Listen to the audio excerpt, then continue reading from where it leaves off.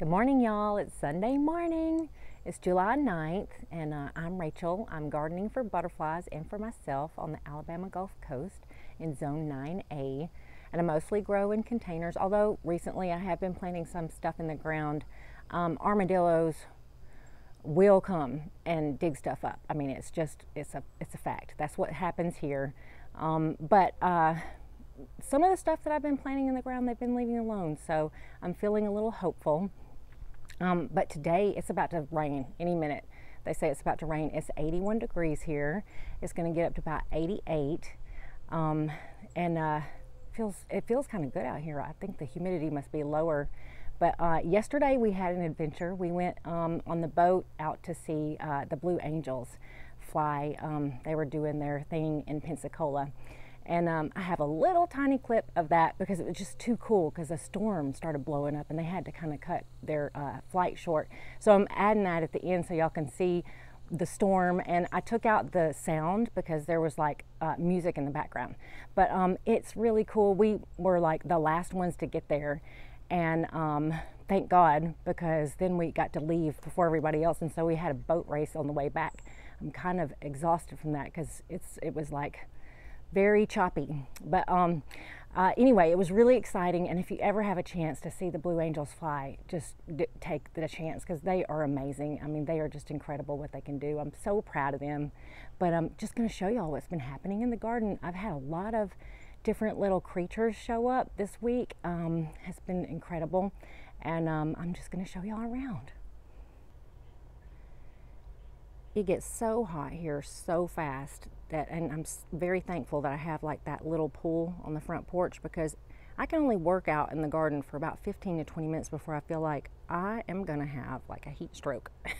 So I haven't really done much of anything out here, but I have been just, enjoying it from the windows mostly. I found some icky caterpillars on my bluebonnet, and I have a little clip of that from earlier. They're called, and I'm not sure how to pronounce it, Genesta broom caterpillars, but I broke off the section that they were on and I threw it away because people don't like them.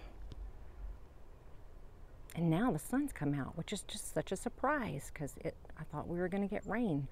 I came out here the other evening and the sky was just this kind of yellow and pink. It was just so beautiful, and I videoed some from that, and I'm going to add that at the end of the video because that was just such a special evening. But I'm feeling less anxious about the garden, even though there's just a lot of overgrown kind of stuff. I am enjoying just enjoying sitting back and looking at it and not like freaking out about trying to control everything. It's been actually very freeing.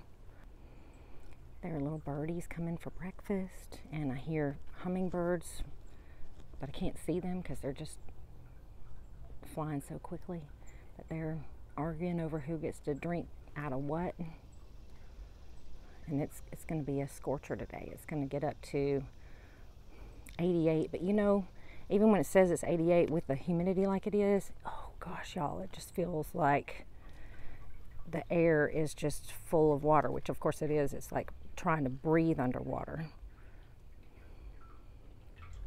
The Joe Pye weed is blooming finally, and yesterday when I was out here, I stuck my nose in it and breathed it in deeply, which was a mistake.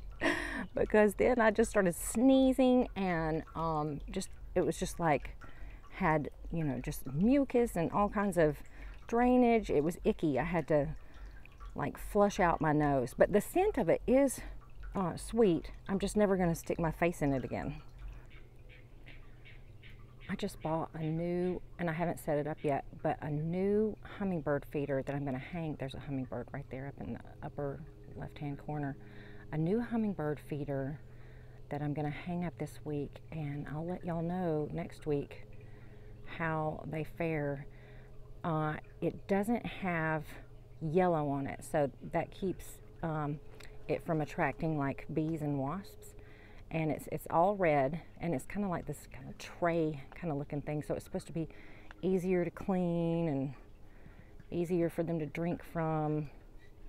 Oh, here come the blue jays. And there's a butterfly.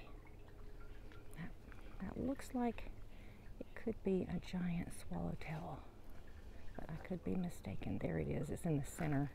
You see it right there? Oh, I don't want to scare it away. I don't even know what it's doing there.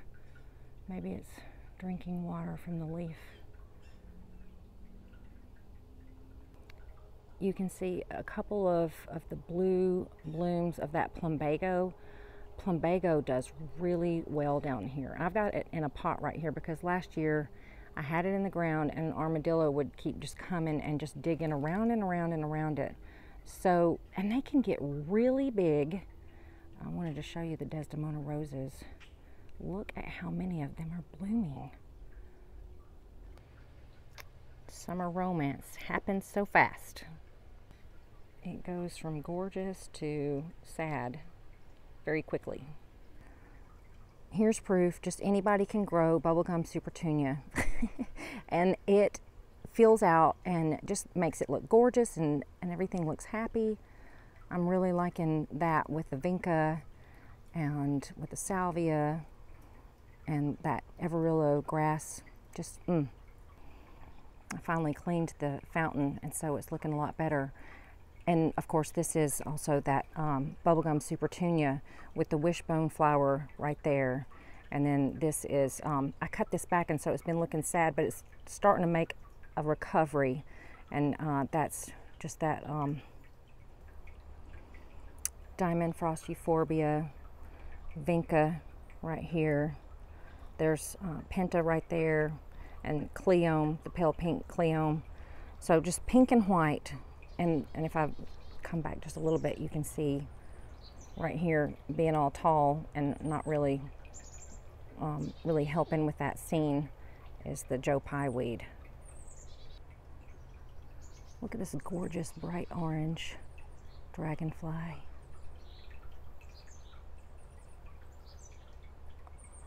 We have so many dragonflies and they're all different colors. I mean, I think that we have dragonflies every color of the rainbow, from silver, white, black, red, orange, yellow, green, blue, purple.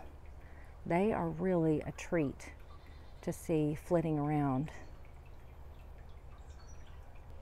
Another reason why I love dragonflies is they are voracious eaters of mosquitoes. I just feel so happy and safe when I have them buzzing around me because I know that they are protecting me from the mosquitoes. This dahlia right here is the black narcissus. It doesn't, and I mean, that's what I bought. To me, it doesn't look like the pictures of black narcissus, but that's all it can be.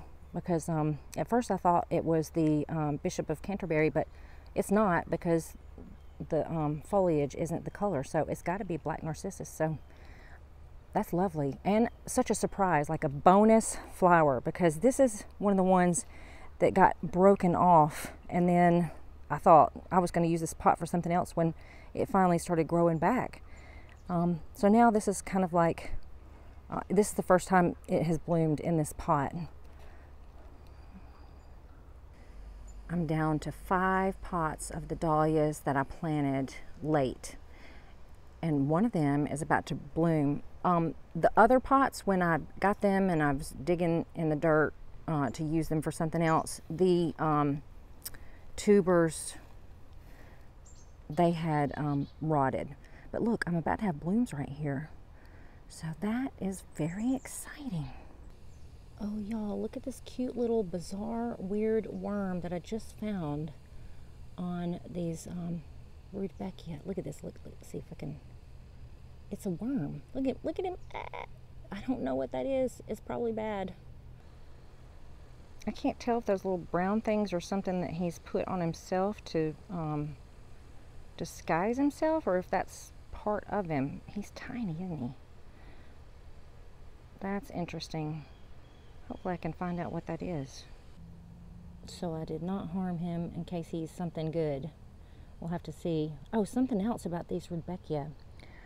They smell like honey. they also smell like honey. There were some other flowers that I grew last year. I think they were called like dogtooth or sawtooth, rudbeckia. And when they were blooming, I came outside and just the air smelled like honey. And so I didn't expect these to smell like that, but they do. But this is also one of the ones that you will just sneeze to death if you stick your face in them. Just fair warning. My neighbors have let me plant some stuff on the other side of the fence. So eventually, right here along this fence area, we're going to have native plant central. And it's just going to be kind of like a native plant shrub, so that we both have some privacy. And also it's going to attract all kinds of birds and butterflies. So luckily it has only been dug in a couple of times by the armadillos. I need to weed and like cut some stuff back in the bog garden, because some of these things I'm not sure that they're supposed to be here, like especially this thing that's got the flowers. That I know I didn't plant that, but I'm going to find out what it is to see if it's good or if it's some kind of larval host plant, because I'm going to show you like a native plant that you will see growing around that you probably hate and you probably rip out, but it's very good to have. So I'm going to go find one for you. So I didn't have to go far. Here is the bog garden, and I was going to look for one, and here it is right here. It's cudweed. I'm going to show you up close what the flowers look like. This is a larval host plant for American painted lady butterflies. Let me get in close so you can see what the leaves look like. Oh, there. So earlier this week I came out into the garden and I saw an American Beauty painted lady, and I didn't have my phone with me, so I ran back in the house and I got my phone, and thank God it was still there. God had left it there for me and I got to take a video of it, and so I'm going to share that with you later on. It was just so amazing. So then I had to find out what was their larval host plant, because I didn't know, and it turns out it's cudweed and a couple of other things. Here's more cudweed here, and I think that this is cudweed. So this is something that I used to pull up all the time. It grows really well here, and it grows in thick mats. But if that is cudweed, yeah, wait, no, let's see here, oh, there, you can see. I'm gonna start leaving it.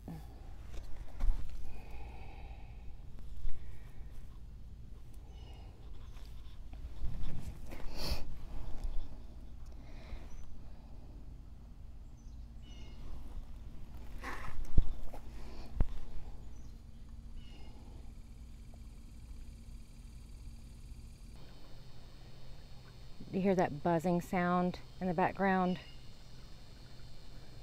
That's cicadas. And a cicada, oh yeah.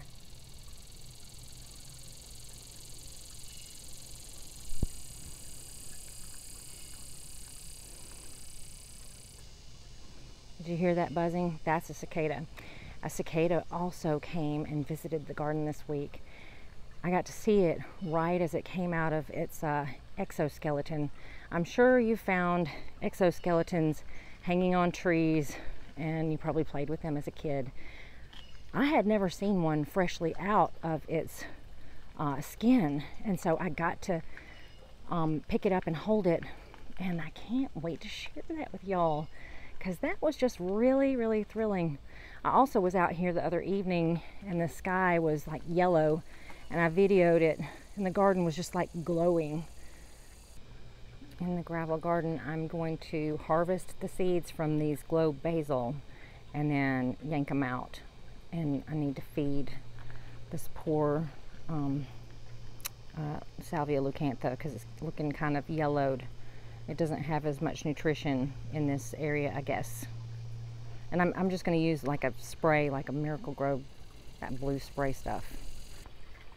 I'm letting the passion flower vine just take over. Here's a little flower from it.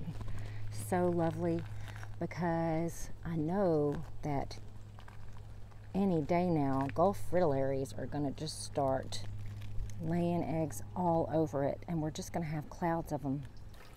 This chrysalis right here is a Gulf fritillary from last year, and I'm guessing that it overwintered and is going to emerge at the perfect time that God says, hey, come out and do your thing.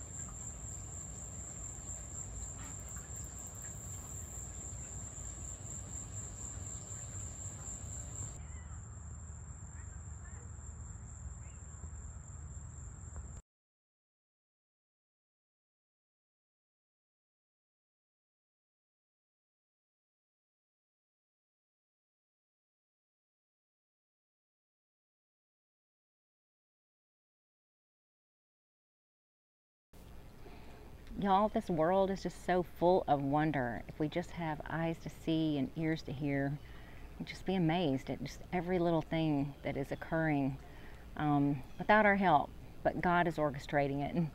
And I'm just thankful to get to be a little part of it in this garden, and I'm glad that y'all are getting to be a part of it too. I cannot wait to hear what y'all been doing in your gardens. I've been like super busy, but this week I am going to take it slower. So I can't wait to see what you've been doing and talk to you about what you've been doing. And I just am so thankful for y'all. Thank you so much. Y'all have a fabulous week. God bless you. And y'all, let's play outside.